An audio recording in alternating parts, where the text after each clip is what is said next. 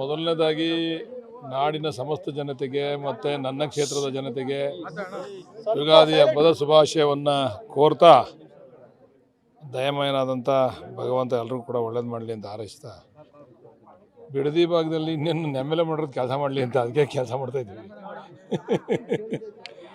Guarantee ಇದೆ, ಗ್ಯಾರಂಟಿಗಳು ಕೊಟ್ಬಿಟ್ಟವ್ರೆ, ಕೆಲಸ ನಡೀತಾ ಇಲ್ಲ ಅಂತೇಳಿ ನಮ್ಮ ವಿರೋಧಿಗಳು ಮಾತಾಡ್ತಿರ್ತಾರಲ್ಲ ಅವ್ರಿಗೆ ಕೆಲಸದ ಮುಖಾಂತರ ಉತ್ತರ ಕೊಡ್ತಾ ಇದ್ದೀವಿ. 3 ಬಾರಿ 4 ಬಾರಿ ಗೆದ್ದಿರೋರೆಲ್ಲ ಸಿಎಂ ಭೇಟಿ ಮಾಡಿದ್ರೆ ಏನಂತ ಹೇಳಿದ್ರೆ ಏನಿಲ್ಲ, ಈಗ ಇರ್ತಕ್ಕಂಥ ಮಂತ್ರಿಗಳನ್ನ ಬದಲಾವಣೆ ಮಾಡಿ ಒಂದು 20 ಜನನ್ನ ನಮಗೆ ಅವಕಾಶ ಮಾಡಿಕೊಡಿ. 3 ಬಾರಿ 4 ಬಾರಿ ನಾವೆಲ್ಲ ಗೆದ್ದಿದ್ದೀವಿ. ನಮ್ಮಲ್ಲಿ ಯಾರಿಗಾರ ಮಾಡಿಕೊಡಿ, ನೀವು 40 ಜನದ ಮೇಲಿದ್ದೀವಿ ನಾವು, ನೀವು ಯಾರಿಗಾರ ಮಾಡಿಕೊಡಿ, ನಮಗೊಂದು ಅವಕಾಶ ಮಾಡಿಕೊಡಿ. ಸ್ವಲ್ಪ ಹೊಸ ಮುಖಗಳಿಗೆ ಅವಕಾಶ ಮಾಡಿಕೊಟ್ರೆ ಹೊಸ ಬದಲಾವಣೆ ಆದರೆ ಇನ್ನೂ ಸ್ವಲ್ಪ ಪಕ್ಷಕ್ಕೆ ಹೆಸರು ಬರ್ತಕ್ಕಂಥದ್ದು ಮತ್ತು ಚಾಲ್ತಿಗೆ ಬೇರೆ ಬೇರೆ ಕೆಲಸಗಳಿಗೆ ಚಾಲ್ತಿ ಸಿಗ್ತಕ್ಕಂಥದ್ದು ಆಗ್ತದೆ ಅಂತಕ್ಕಂಥ ಮನವಿಯನ್ನು ಅವ್ರಿಗೆ ಮಾಡಿದ್ದೀವಿ. ಅವ್ರ ಮುಖಾಂತರ ಹೈಕಮಾಂಡ್ಗೆ ತಲುಪಿಸ್ತಕ್ಕಂಥ ಕೆಲಸ ಮಾಡ್ತಾಯಿದ್ದೀವಿ.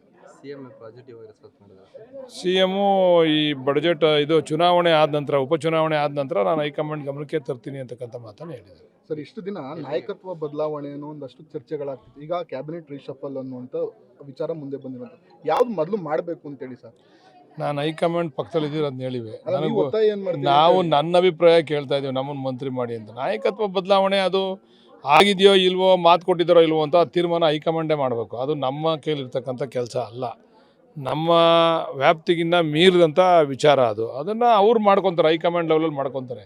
ನಾವು ಬರೀ ಮಂತ್ರಿಮಂಡಲದ ವಿಚಾರದಲ್ಲಿ ನಾವು ಚರ್ಚೆ ಮಾಡ್ತೀವಿ. ಸರ್, ಈಗ ನೀವು 3-4 ಬಾರಿ ಗೆದ್ದಿರೋ ಶಾಸಕರೆಲ್ಲ ಸಭೆ ಮಾಡಿದ್ರಿ, ಮಂತ್ರಿ ಸ್ಥಾನ ಕೇಳ್ತಾ ಇದ್ರಿ. ಈಗ ಫಸ್ಟ್ ಟೈಮ್ ಗೆದ್ದಿರೋ MLAಗಳು ಕೂಡ 40 ಜನ ನೆನೆ ಸಭೆ ಮಾಡಿದ್ದಾರೆ, ನಮಗೂ ಮಂತ್ರಿ ಸ್ಥಾನ ಬೇಕು. ಅವ್ರು ಮಂತ್ರಿ ಸ್ಥಾನ ಕೇಳ್ತಾ ಇಲ್ಲ, ಮಂತ್ರಿ ಸ್ಥಾನಕ್ಕೆ ಹೆಚ್ಚಾಗಿ ಅನುದಾನ ಕೇಳ್ತಾವ್ರೆ.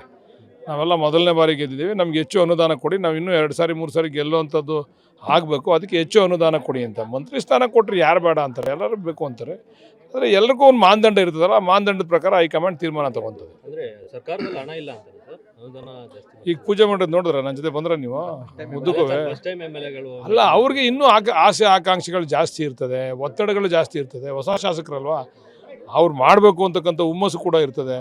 ನಾವು ಸ್ವಲ್ಪ ಹಿಂಗೆ ಹಳೇದಾಗ್ಬಿಟ್ಟಿದ್ದೀವಿ, ಕಿವಿ ಒಂಚೂರು ನಮಗೆ ಕಡಿಮೆ ಕೇಳಿಸ್ತಾ ಇದೆ, ಅವರು ಸ್ವಲ್ಪ ಜೋರಾಗಿ ಕೇಳಿಸ್ತದೆ.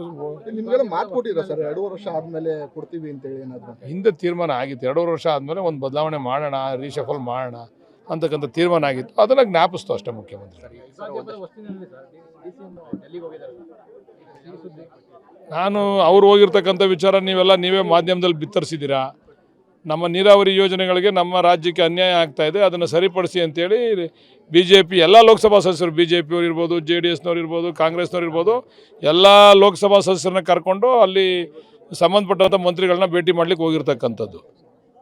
ಅವ್ರು ಯಾವಾಗಲೂ ಹೋಗ್ತಾ ಇರ್ತಾರೆ ಹೈಕಮಾಂಡ್ ಭೇಟಿ ಮಾಡ್ತಕ್ಕಂಥದ್ದು. ಅಸ್ಸಾಂ ಉಸ್ತುವಾರಿ ಬೇರೆ ಹಾಕಿದ್ದಾರೆ, ಅವ್ರಿಗೆ ಉಸ್ತುವಾರಿ ಕೂಡ ನೋಡ್ಕೋಬೇಕಲ್ಲ. ಈಗ ಚುನಾವಣೆ ಬೇರೆ ಡಿಕ್ಲೇರ್ ಆಯಿತು, ಇವೆಲ್ಲವನ್ನು ಹಾಕೊಂಡು ಹೋಗಿದ್ದಾರೆ. ಸೆಷನ್ ನಡೀತಾ ಇದೆ ಸರ್, ಸಚಿವರುಗಳು ಸರಿಯಾಗಿ ರೆಸ್ಪಾನ್ಸ್ ಮಾಡ್ತಾ ಇಲ್ಲ ಶಾಸಕರಿಗೆ ಅಂತ ಸ್ವತಃ ಸ್ಪೀಕರ್ ಅವರೇ ಹೇಳಿರುವಂಥದ್ದು. ಏನು ನಡೀತಾ ಇದೆ ಸರ್? ಯಾಕೆ ಅದಕ್ಕೆ ಬದಲಾವಣೆ ಮಾಡಿ ಅಂತ ಕೇಳ್ತಾ ಇರೋದು. ನಿಮಗೂ ಅನುಭವ ಆಗಿದೆಯಾ ಸರ್, ನಿಮ್ಮ ಸಮಸ್ಯೆಗೆ ಸ್ಪಂದಿಸ್ತಾ ಇರೋದು? ಅವೆಲ್ಲ 4 ಗೋಡೆ ಮಧ್ಯೆ ಮಾತಾಡೋಂಥ ವಿಚಾರ, ಅವೆಲ್ಲ ಬೀದಿಲಿ ಆದಿಯಲ್ಲಿ ಮಾತಾಡ್ಕೊಳ್ತಕ್ಕ ವಿಚಾರ ಅಲ್ಲ. Thank you. ಇವತ್ತು ಎಷ್ಟು ಕೋಟಿ? ಸುಮಾರು 40-45 ಕೋಟಿ ರೂಪಾಯಿ ವೆಚ್ಚದಲ್ಲಿ ಕಾರ್ಯಕ್ರಮ ಆಯ್ತಾ ಇರ್ತಕ್ಕಂಥದ್ದು. ನ್ಯೂಸ್ ಫಸ್ಟ್, ನಿರ್ಭೀತಿಯಿಂದ ನಿಮ್ಮ ಪರವಾಗಿ.